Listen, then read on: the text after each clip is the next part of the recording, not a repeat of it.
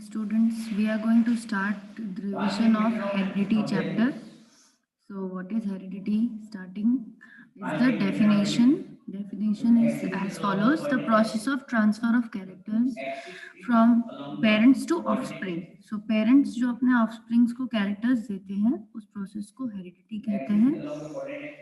Variations, जैसे आप picture में देख रहे हो, यहाँ पे group of children are sitting. So in this, all the kids are different from each other. So why are they different? Because they have variations. उनका hair color अलग होगा, उनकी eye colors अलग होंगे, skin color अलग होगा. So their height will be different. So differences between the characters or traits among the individual of the same species are called variations. इन्हीं differences को variation कहते हैं, जो एक से दूसरे के अंदर हमें मिलते हैं. ऐसे ही हमें दूसरे ऑर्गेनिजम्स में भी मिलते हैं. आप देख रहे हो नेक्स्ट इमेज में तरह तरह के पैरट्स दिखे हैं. किसी की नेक पे येलो कलर का कलर है, किसी के ब्लू कलर का शेड है, किसी के रेड कलर का शेड है फेस पे, नेक पे, और किसी के जो प्लूमेज है, मतलब हेयर्स है बर्ड के, फेदर्स हैं, वो अलग अलग कलर के, अलग अलग डिजाइन के हैं. तो ये सब उनके वेरिएशंस कहलाते हैं. फिर थर्ड इमेज में आप देख रहे हो कि बीटल्स हैं. बीटल्स, एक ग्रीन कलर का बीटल्स है, दूसरे ब्राउन कलर के बीटल हैं. तो डिफरेंसेस अमंग द कैरेक्टर और traits among individuals of the same species, इनको वेरिएशंस कहते हैं. ठीक है. तो ये चैप्टर हेरिडिटी और वेरिएशन इंपॉर्टेंट चैप्टर होता है, बिकॉज ये 11th और 12th में भी इसका फिर कॉन्सेप्ट रहता है. इसमें मेंडल्स लॉ बहुत इंपॉर्टेंट है. मेंडल जिन्होंने, जो ऐसे इन्वेंटर रहे जिन्होंने जीन के बारे में डिस्कवर किया है, फादर ऑफ जेनेटिक्स भी उन्हें बोला जाता है. तो इसीलिए आपको समझना बहुत जरूरी है. एग्जाम्पल दिए हुए हैं फिर कैरेक्टर्स के. ह्यूमन कैरेक्टर्स के एग्जाम्पल आपको पता ही है. ह्यूमन के eye colour, hair colour, skin colour, height. ठीक है. ये ear lobe attachment, tongue rolling, tongue, what kind of tongue you are having. So these are the human characters. तो ह्यूमन कैरेक्टर्स डिलीटेड पोर्शन, इसमें evolution का part delete हुआ है और heredity का पार्ट आपका एग्जाम में आएगा. तो अभी जो हम डिस्कस कर रहे हैं वो एग्जाम में आएगा. Heredity means transfer of character will come in your exam. तो कैरेक्टर से आप क्या समझते हो? कैरेक्टर आपका जैसे ईयर होना, ईयर लोब होना आपका कैरेक्टर है. ह्यूमन के एक्सटर्नल ईयर्स है, ये सबको पता है. कान ह्यूमंस में होते हैं, पर कान किस तरीके से अटैच है आपके फेस से, वो आपका एक ट्रेट बनता है. या तो आपका ईयर लोब फ्री रहता है, फेस से डायरेक्टली अटैच नहीं होता, या तो आपका ईयर लोब डायरेक्टली अटैच्ड होता है. तो that is your trait. Trait अलग अलग ह्यूमन में अलग अलग होते हैं. वेरिएशन इवोल्यूशन के लिए जरूरी होते हैं. और अगर वेरिएशंस ऐसे हों जो आपके चांस बढ़ाते हैं एनवायरमेंट में रहने के लिए, तो आपके लिए बेनिफिशियल वेरिएशंस होते हैं. Those are beneficial variations that are helping you to survive. Now accumulation of variation during reproduction. Reproduction से क्या होता है? वेरिएशन accumulate करते जाते हैं, पॉपुलेशन में वेरिएशंस बढ़ते जाते हैं. क्यों? क्योंकि रिप्रोडक्शन के थ्रू ही तो हेरिडिटी पास हो रही है. डीएनए रिप्रोडक्शन के थ्रू ही पास हो रहा है नेक्स्ट जनरेशन में. तो जो वेरिएशंस है वो भी नेक्स्ट जनरेशंस में फेवरेबल वेरिएशंस जाते रहते हैं. Some variations are useful variations. They help organism to adjust change in the environment. Some variations do not help the organism to adjust, so they become extinct. कुछ variation उन्हें helpful होते हैं environment में रहने के लिए, कुछ वेरिएशंस हेल्पफुल नहीं होते तो वो खत्म हो जाते हैं. ठीक है. तो यहाँ पर आप लीफ इंसेक्ट देख रहे हो, पोलर बियर देख रहे हो इमेज में. तो पोलर बियर का वेरिएशन क्या है कि उसके अंदर फर होती है, थिक फर होती है, फैट लेयर होती है. ये ऐसे एडेप्टेशन होते हैं जो पोलर बियर्स को पोलर एरियाज में, ठंडे एरियाज में रहने के लिए हेल्प करते हैं. तो अगर किसी के इस तरह का इसमें जीन में एक डिफेक्ट आ गया कि इतना फर नहीं हो सकता, इतने ऐसे फैट नहीं हो सकता, तो उस पोलर बियर को तो प्रॉब्लम होगी, कैन नॉट सर्वाइव. और स्टिक इंसेक्ट्स है, स्टिक इंसेक्ट भी इस तरह का बनता है. लीफ इंसेक्ट ऐसा बनता है जो कि मैच कर लेता है, लगता ही नहीं है कि यहाँ पे कोई इंसेक्ट, ऐसा लगता है घास फूस है. तो ये वेरिएशन उसको हेल्प करते हैं सर्वाइव करने में. तो ये एडवांटेजेस वेरिएशंस है. नाउ कैरेक्टर क्या है, किसके थ्रू जाते हैं? तो तो characters are transferred through DNA molecules, characters DNA molecules के थ्रू जाते हैं, ठीक है। और डीएनए मॉलिक्यूल्स कहाँ होते हैं, जीन्स में होते हैं डीएनए मॉलिक्यूल्स। जीन एक डीएनए का एक पार्ट है, DNA segment is called gene, जो कि किसी कैरेक्टर को कोड करती हो। तो क्वेश्चन आए व्हाट इज जीन, तो यू शुड नो, तो gene is the segment of DNA. Gene is a segment of DNA through which the DNA molecules are there, and gene is we can say part of the chromosome which are present in the nucleus. Chromosomes nucleus में present होते हैं, तो nucleus में जो chromosome है वही आपके पास होते हैं थ्रू गैमेट्स, पेरेंट जो गैमेट्स बनाते हैं उनके थ्रू ही वो ऑफस्प्रिंग में जाते हैं। The inheritance of characters due to the fact that the father and the mother contribute equal amount of genetic material to the child.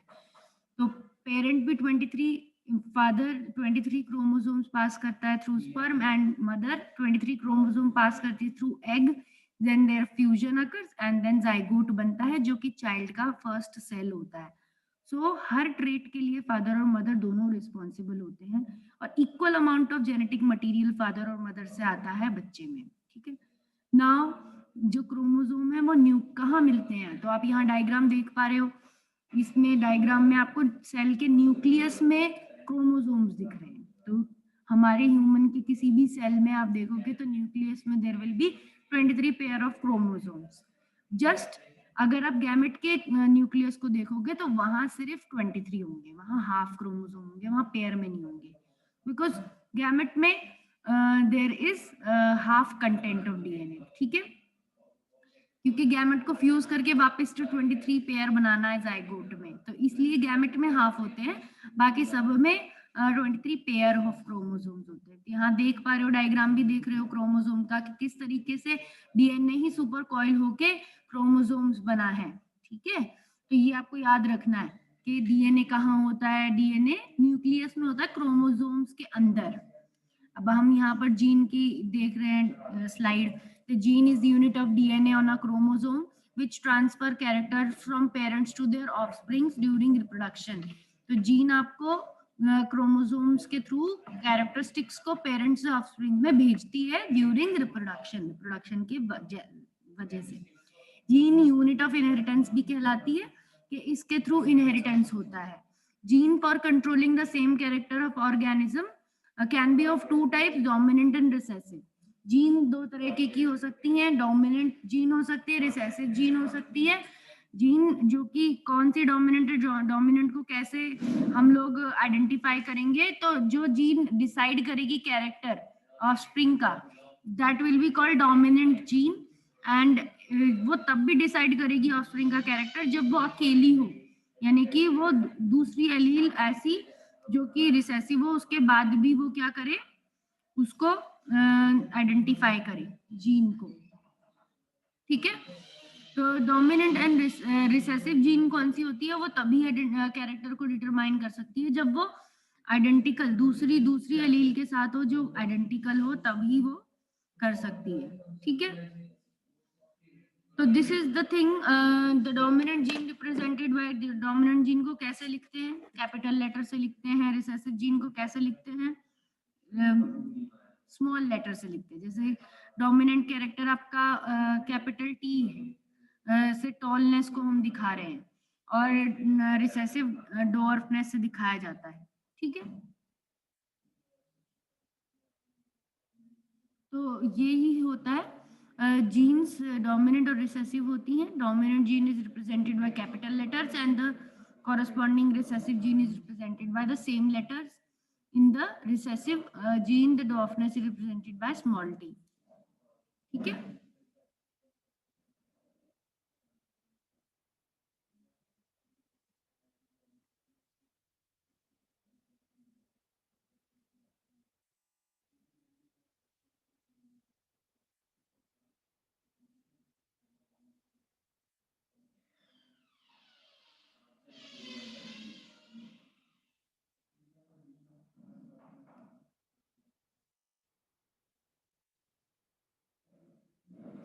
तो आपको यहाँ पर और भी एग्जाम्पल दे सकते हैं, जैसे कि प्लांट में पी प्लांट में एक्सपेरिमेंट हुए थे, तो पी प्लांट में हाइट के लिए तो दो तरह के प्लांट्स हो सकते हैं, टॉल प्लांट और डॉर्फ प्लांट। तो टॉल प्लांट की जीन को कैपिटल टी से रिप्रेजेंट किया और डॉर्फ प्लांट की स्मॉल टी से रिप्रेजेंट करी, because tallness is the dominant character. Tallness एक डोमिनेंट कैरेक्टर है, तो डोमिनेंट जीन उसको कंट्रोल कर रही है, तो कैपिटल टी से उसे लिखा जाता है। जीनोटाइप क्या होता है ऑर्गेनिज्म का? जीनोटाइप आपका जेनेटिक कॉम्पोजिशन होता है। Genotype is the description of genes present in an organism. तो genotype is the description of genes present in an organism. Phenotype is the characteristics or trait which is visible in an organism. तो अगर हम बोलें कि yellow seed है, वो capital Y से represent किया जाता है। तो मेंडल ने ऐसे 7 कॉन्ट्रास्टिंग कैरेक्टर्स देखे, जिसमें उसको एक ट्रेट क्या लगा, कॉन्ट्रास्टिंग ट्रेट में से एक ट्रेट क्या था, हमेशा डोमिनेंट था। ठीक है, तो उसी डोमिनेंट ट्रेट के फर्स्ट लेटर से उसने क्या किया, रिप्रेजेंट किया जीन को, एलील्स को उसने वैसे ही रिप्रेजेंट किया। ठीक है, तो आपको पता होना चाहिए कि कौन से डोमिनेंट कैरेक्टर्स हैं। तो एक टेबल के फॉर्म में आपको, this is the table, you can see purple flowers, white flowers. जब इनका क्रॉस हुआ तो डोमिनेंट निकला पर्पल फ्लावर। तो purple flower is the dominant thing, you can see here. ठीक है, पर्पल फ्लावर एक डोमिनेंट कैरेक्टर है। येलो सीड डोमिनेंट कैरेक्टर है ग्रीन सीड से। Then round seed dominant character है रिंकल्ड से। ग्रीन पॉड्स डोमिनेंट है येलो पॉड से। इन्फ्लेटेड पॉड्स डोमिनेंट है कंस्ट्रक्टेड पॉड्स से। Axial flower is dominant to the terminal flower and tall plant is dominant to dwarf plant. ठीक है, तो ये सब चीजें आपके रेशियोज से भी पता चलते हैं, और ये 7 कैरेक्टर्स आपको इम्पोर्टेंट है जानना। पीज में ये कैरेक्टर्स के ऊपर इन्होंने क्या किया, एक्सपेरिमेंट किया मेंडल्स ने। इन्हीं के ऊपर आपको क्रॉस बनाने के लिए या क्रॉस से रिलेटेड क्वेश्चन आ सकते हैं। यहाँ पे भी आप देख सकते हो पी शेप, राउंड और रिंकल्ड। मटर का शेप जो है, 2 तरीके के ट्रेट है उसमें। राउंड शेप की मटर हो सकती है, या तो वो रिंकल्ड हो सकती है, थोड़ी सी कर्व। पी कलर वाला जो मटर का दाना है, वो या तो हरे रंग का या तो येलो रंग का हो सकता है। पॉड का कलर यानी मटर की फली, या तो वो फुल प्लेन हो सकती है इन्फ्लेटेड, या तो कंस्ट्रिक्टेड हो सकती है थोड़ी थोड़ी सी कर्व्ड। देन पॉड कलर हरी फली हो सकती है ग्रीन, या पीली मटर की फली हो सकती है। फ्लावर कलर या तो पर्पल रंग का फूल आ सकता है मटर में, या सफेद रंग का। प्लांट का साइज या तो टॉल हो सकता है या तो छोटा हो सकता है मटर का। पोजीशन फ्लावर की, एक्सियल पोजीशन पे फ्लावर आ सकते हैं तो टर्मिनल पोजीशन पे फ्लावर आ सकते हैं। ठीक है, तो इस तरीके से आपको कॉन्ट्रास्टिंग ट्रेट्स पता होने चाहिए। इन ट्रेट्स के लिए मेंडल ने हेरिडिटी और वेरिएशन का एक्सपेरिमेंट्स किए। तो उसने मोनोहाइब्रिड क्रॉस किया। फर्स्ट लॉ मेंडल का देने के लिए उसने मोनोहाइब्रिड क्रॉस किया। कैसे किया उसने, कि he conducted experiment on garden pea plant Pisum sativum. ये पीस का क्या है, साइंटिफिक नेम है, आप देख पा रहे हो यहाँ पे। तो उसने पी प्लांट को चुना अपने एक्सपेरिमेंट्स के लिए, क्योंकि गार्डन पी का इसलिए चुना कि इजीली अवेलेबल हो जाती है, लार्ज स्केल पे वो ग्रो कर सकता है, कम से एरिया में ज्यादा मटर लगा सकता है, और उसकी लाइफ साइकिल छोटी है, तो रिजल्ट्स भी उसे जल्दी जल्दी मिल सकते हैं। सेल्फ पॉलिनेटेड है और क्रॉस पॉलिनेटेड भी करा जा सकता है आर्टिफिशियली उसे। ठीक है, कैरेक्टर्स आप जान ही चुके हो। कैसे प्रोसीजर क्या था, 6 पॉइंट में प्रोसीजर दिया हुआ है कि मेंडल्स एक्सपेरिमेंटल प्रोसीजर। उसने देखा कि एक ट्रेट और कैरेक्टर को एक टाइम पे उसने लिया। जैसे अगर सिर्फ वो हाइट के लिए क्रॉस कर रहा है, तो उसने ऐसे 2 पौधे चुने जो हाइट में अलग अलग थे, एक टॉल था दूसरा डॉर्फ था। फिर उसने इस एग्जांपल दिया, for example he cross tall and dwarf plant to study the inheritance, के किस तरीके से इनके ऑफस्प्रिंग में जाएगा, कौन सा कैरेक्टर जाएगा, ये देखने के लिए उसने एक टॉल प्लांट को क्रॉस कराया एक डॉर्फ प्लांट से। सेकेंड स्टेप में क्या आया, मेंडल को अल्टरनेट फॉर्म मिले, मोनोहाइब्रिड क्रॉस। जब भी मेंडल ने ऐसा क्रॉस किया तो उसे मोनोहाइब्रिड क्रॉस बोला गया। सीड उसमें बनेंगे तो उसको फर्स्ट जनरेशन बोला जाता है, F1 जनरेशन। तो उसने देखा F1 जनरेशन सारे टॉल थे, तो उसने सेल्फ पॉलिनेट किया F1 जनरेशन को F2 जनरेशन पाने के लिए। तो जब F1 ने को सेल्फ पॉलिनेट किया तो उसको दिखा कि 3:1 में टॉल रेशियो डॉर्फ प्लांट आए। हर 4 पौधों में से 3 पौधे क्या थे, टॉल थे, और एक पौधा क्या था, डॉर्फ था। यानी कि जो ट्रेट डॉर्फनेस का ट्रेट था वो F1 जनरेशन में छुप गया था, वो वापस से F2 जनरेशन में आ गया। यानी कि वो पेरेंट से पास हुआ था F1 में भी, पर F1 में एक्सप्रेस नहीं हुआ था। यानी कि दो एलील्स होनी चाहिए, दो कह सकते हैं जीन के फॉर्म होने चाहिए जो कि F1 में प्रेजेंट तो है, पर उनमें से एक शो हो रहा है, F1 टॉल शो हो रहा है, जबकि उसमें डॉर्फ की भी फैक्टर है, डॉर्फ की भी एलील है, डॉर्फ की भी जीन है। पर क्योंकि टॉल वाली जीन डोमिनेंट है तो वो F1 को टॉल बना रही है। ठीक है, तो F1 का केस है कैपिटल टी स्मॉल टी, तो capital T express itself, small T को एक्सप्रेस नहीं होने दे रही, और जब वो वापस से F1 को क्या करता है, सेल्फिंग करता है, सेल्फ फर्टिलाइजेशन, तब वो 3:1 में दिखती है, क्योंकि 4 में से एक पौधे में स्मॉल टी आ जाता है। जब स्मॉल टी एक साथ आ जाता है तो वो डॉर्फ हो जाता है। तो ये उसका पहला लॉ था कि लॉ ऑफ पेयर्ड फैक्टर्स, कि हर कैरेक्टर 2 एलील्स कंट्रोल करेंगे, उनमें से एक डोमिनेंट और एक रिसेसिव नेचर की हो सकती है, और गैमेट बनने के वक्त ये फैक्टर्स अलग अलग हो जाते हैं। तो law of dominance, law of paired factor is the first law of Mendel. Mendel observation in his experiment, तो उसने ये ऑब्जर्वेशन बोली, और फिर इन्फ्रेंसेस, उसने कंक्लूजन्स क्या निकाले मेंडल ने, कि Mendel inferred that something has been passed down from parents to offspring through the gamete over successive generation. Genes are unit of inheritance. Genes which code for particular pair of characters, alleles, allelomorphs. They are slightly different form of same gene. Gene जो character को control करती हैं वो alleles कहलाती हैं। ये एक ही gene के थोड़े से डिफरेंट फॉर्म होते हैं। मेंडल प्रपोज किया ट्रू ब्रीडिंग प्लांट में तो सेम एलील पेयर होता है, जैसे कि अगर ट्रू टॉल प्लांट है तो उसमें दोनों सेम टी होंगे, और ट्रू डॉर्फ प्लांट है तो उसमें स्मॉल टी होंगे। और जब ये F1 में आएंगे तो क्या हो जाएगा, तब ये हेट्रोजाइगस हो जाएंगे। ठीक है, रैंडम प्रोसेस होगा, गैमेट्स में कोई भी एलील जा सकती है। पुनिट स्क्वायर से भी आप समझ सकते हो, देखो यहाँ पर टॉल प्लांट है, टॉल प्योर टॉल में दोनों एलील्स टॉल के कैपिटल टी हैं, जब गैमेट बनते हैं तो ये एलील क्या हो जाती है, सेपरेट हो जाती हैं। डॉर्फ प्लांट है तो स्मॉल टी है, ये भी गैमेट बनने के बाद सेपरेट हो जाती हैं।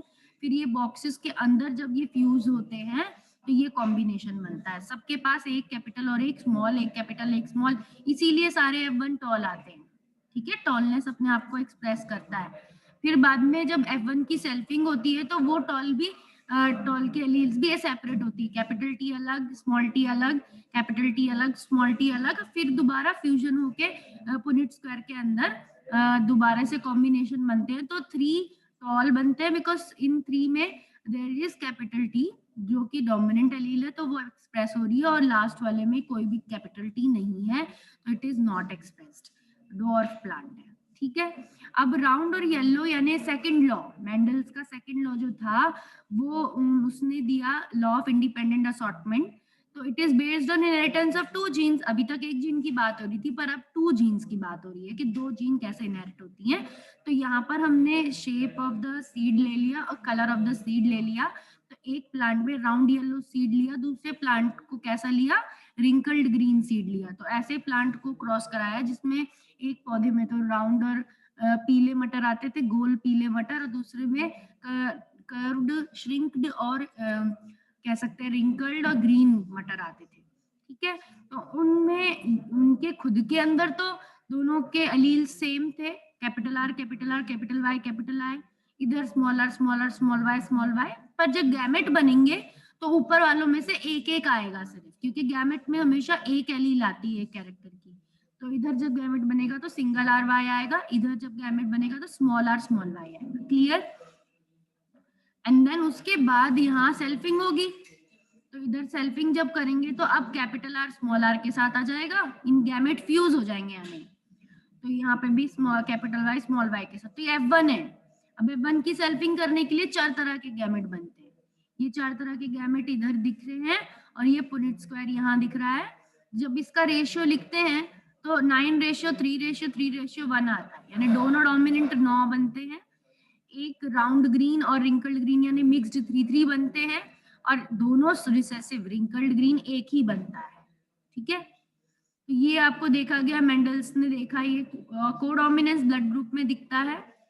ए ग्रुप डोमिनेंट होता है, बी ग्रुप भी डोमिनेंट होता है, ए और बी दोनों साथ में भी डोमिनेंट होते हैं, बट रिसेसिव सिर्फ क्या है, ओ वाला ग्रुप रिसेसिव है। ठीक है, ओ वाला कोई भी मास्क कर सकता है, पर ए और बी एक दूसरे को मास्क नहीं कर सकते। ठीक है, तो ये सब आपका एग्जाम इसमें था, मेंडल्स के उसमें था। ठीक है, तो आपको आई होप ये समझ में आ गया होगा मेंडल्स लॉ का। देन ये रहे वो 7 characters, these are 7 characters, seeds, form and cotyledons. Colour, तो फॉर्म में राउंड और रिंकल्ड है। सीड, बीज इस तरह के हो सकते हैं, बीज का कलर ऐसा हो सकता है, येलो ग्रीन। ऊपर वाली लाइन डोमिनेंट ट्रेट्स को दिखा रही है, नीचे वाली लाइन रिसेसिव ट्रेट्स को दिखा रही है। Flower colour white violet, pod colour full yellow, axial long plant, terminal short plant. ठीक है, then when plants having one pair of character tall और शॉर्ट, यहाँ पे भी क्रॉस करके दिखाया मेंडल ने। पी प्लांट्स को ऐसे एक पेयर ऑफ कैरेक्टर्स को सिलेक्ट करा, टॉल प्लांट को उसने शॉर्ट प्लांट के साथ क्रॉस करवाया। तो टॉल को कैपिटल टी एलील्स थी, शॉर्ट को स्मॉल टी एलील्स थी। तो उनको क्रॉस पॉलिनेट कराया, तो F1 में क्या आया, एक कैपिटल और एक स्मॉल आया। फिर F1 को सेल्फ पॉलिनेट कराने से 3:1 में उसे F2 मिले, और जेनेटोपिक रेशियो मिला उसको 1:2:1, यानी होमोजाइगस टॉल 1 थे, हेट्रोजाइगस टॉल 2 थे, और होमोजाइगस डॉर्फ 1 था। ठीक है, राउंड और ग्रिंकल्ड सीड का करा के दिखा रखा है यहाँ पे थर्ड वाला क्रॉस।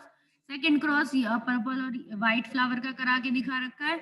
अब देख रहे हो कि जब भी पेरेंट जनरेशन में, मान लो सेकंड क्रॉस हम देखें, अगर पर्पल फ्लावर एक व्हाइट फ्लावर है, जब फर्टिलाइजेशन कराते हैं वन में सारे पर्पल आते हैं, पर्पल डोमिनेंट है। फिर दोबारा से जब सेल्फिंग कराते हैं तो 3 पर्पल और 1 व्हाइट। राउंड और ये रिंकल्ड सीड में देख रहे हो, पी जनरेशन मतलब राउंड रिंकल्ड में एक राउंड एक रिंकल्ड है। जब F1 कराते हैं तो राउंड सीड आता है, जब दोबारा से सेल्फिंग कराते हैं तो 3 राउंड और 1 रिंकल्ड आता है। क्लियर, फर्स्ट लॉ क्लियर हो गया, फर्स्ट क्रॉसेस क्लियर हो गए। अब जब दो को एक साथ लेते हैं तो इस तरह का केस रहता है, 9:3:3:1 आता है। ठीक है,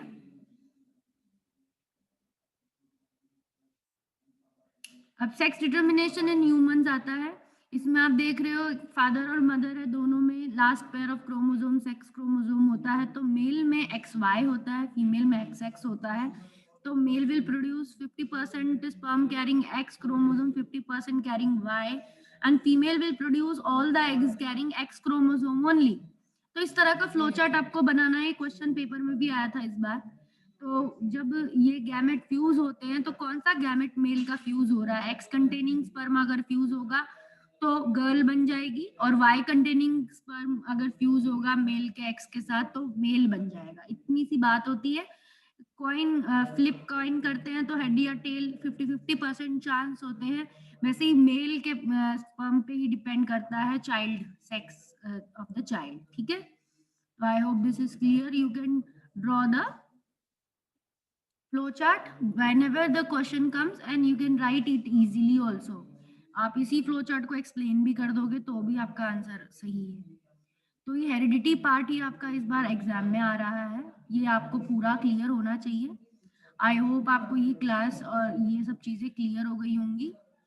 कोई क्वेश्चन है अगर आपका तो पूछ सकते हैं, write in chat, any question is there, any doubt is there, if there is any doubt you can write, you can unmute yourself and you can ask a question also.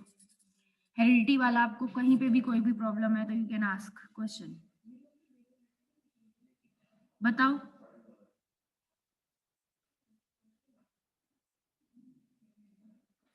Any doubt is there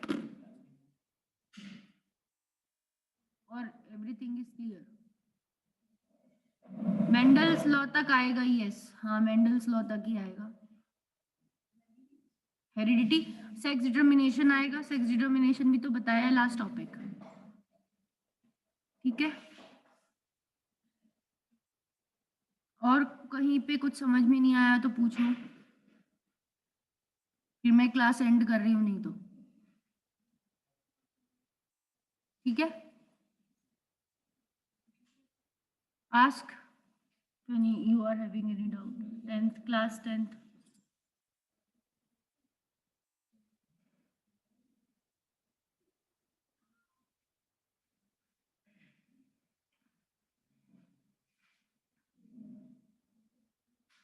Okay, if it is clear, then revise it again and do the questions from your refresher book like S-Chan. S-Chan is having lot of questions for practice. तो उससे आप question practice कर लो heredity portion के, तो आपका ये portion clear मतलब practice हो जाएगा, कंप्लीट हो जाएगा। एंड कहीं पे भी डाउट आए तो मुझे मैसेज में भी लिख सकते हो, I will try to answer your, I will answer your doubts, okay. Now I am ending this class.